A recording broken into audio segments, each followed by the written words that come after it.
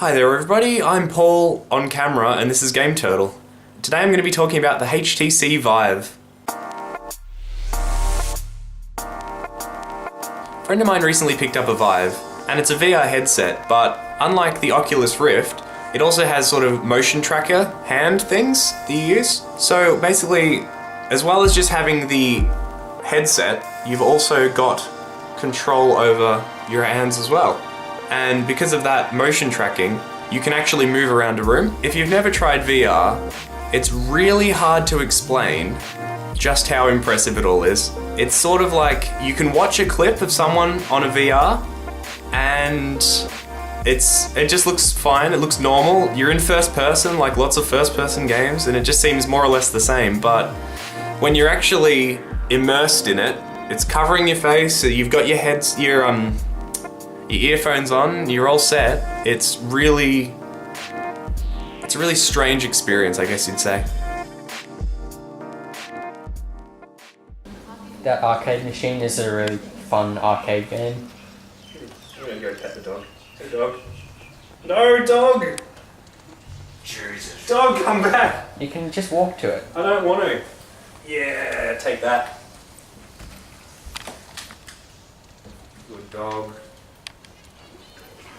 And pick you up, I can throw it across the room. Damn it! No, not happening. Where's the bar? Oh, there it is.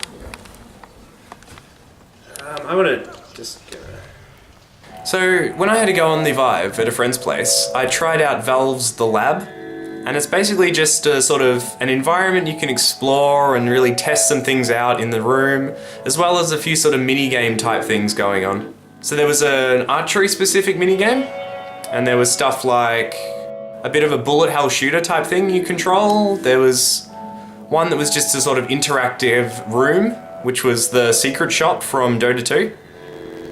And that was also really interesting.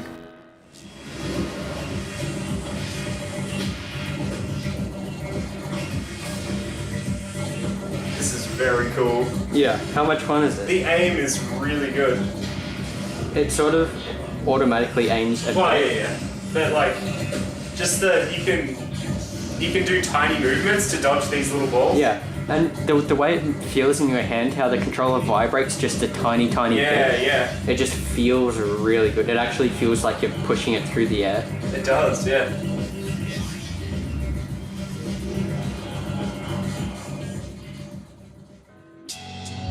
One thing that's really strange about VR is... Alright, a friend of mine gave a good example of this actually. You know when you're playing a first-person game and you have to talk to an NPC, so you walk straight up to them, you're basically face-to-face right up against them, and you click to talk to them.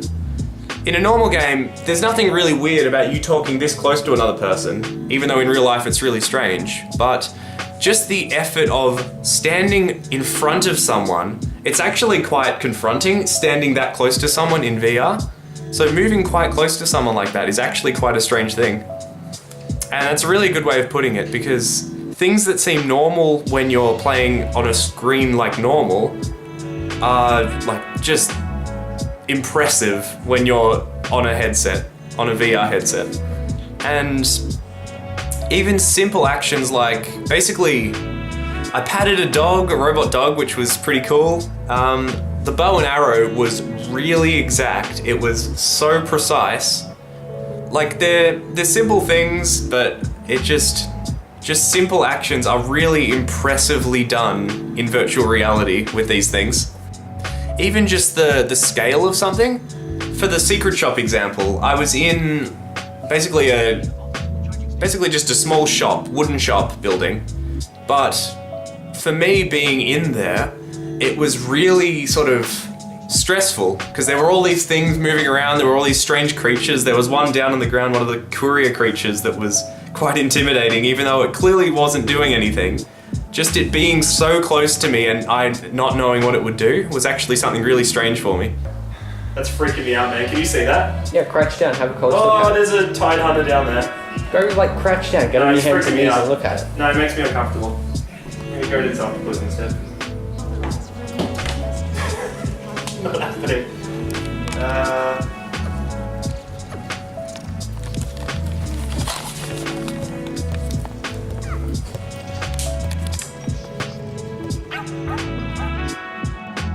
one thing which I found really clever in the lab was basically when you have a Vive, you have to set up 2 cameras that track where you are in the space, basically to ensure that you don't ever just walk into a wall, because obviously you can't see what's outside your vision. And basically how it works in-game is only when you get close to a wall do you see a grid line. Like you're basically in a cube, a grid cube, and you can only see it when you get close to the wall. So it's actually quite subtle, the effect. You'll only notice it if you're about to hit the wall.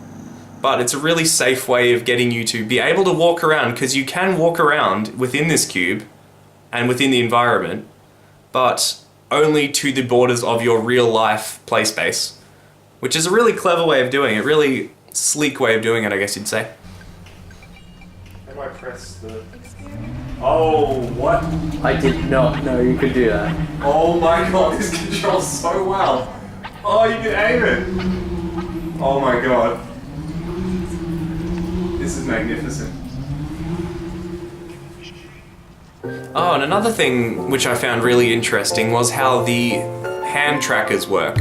Because at least in the main part of the lab, they're actually represented digitally as well. So if you look down at your hand with the headset on, you can actually see the motion trackers, and you can see all the buttons where they're supposed to be, and everything is basically exactly the same as the real life one, because it's tracking exactly where the real life one is. So you can even do stuff like, if it's over on the table, you can actually, even though you're not holding the tracker yourself, you can see it in VR, where it is in space, and you can actually move over to it and pick it up, even though you can't see the real one. You can only see the digital representation of it. And that's just a really neat idea, really. And they play in the lab, they play with it in a lot of interesting ways. You get a sort of Portal themed one, which is quite interesting, and it works for something else. And yeah, they really get a lot of use out of it, for sure. Anyway, thanks for watching and listening, and I hope you had some interesting insights into how the Vive works and a bit about what it can do. Because yeah, it's an interesting piece of technology, and I'm pretty keen to see what else can be done with it. Anyway, see you later. Thanks for watching, and have a good day. Controller's too far away. Oh jeez, that's physical. Yeah, that's real life. I felt real life for a second. Is that on? On one ear. Yeah, you can adjust it yourself. Yep, cool. Alright. When you've been using it for a while, You get very confused. well, when you take it off, when I took it off after a while using it, I looked at the bookshelf and I was like, wow, that is really detailed. You're like... Makes a ding noise.